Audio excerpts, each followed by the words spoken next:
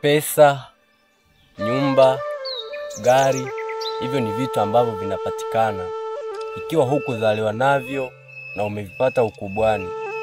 Kishapata pesa unawadharau wenzako, unawanyanyasa maskini kwa ajili ya pesa ambao hukuzaliwa. Hivyo ni vitu vya muda tu. Vinaweza vikaisha hata leo, sababu ulizaliwa hukuvipata, ulizaliwa hukuwa navyo. Lakini ukishapata pesa unaanza kuwanyanyasa watu, kuwanyanyasa maskini. Ndugu yangu, acha nikwambie, haya maisha yana mwisho.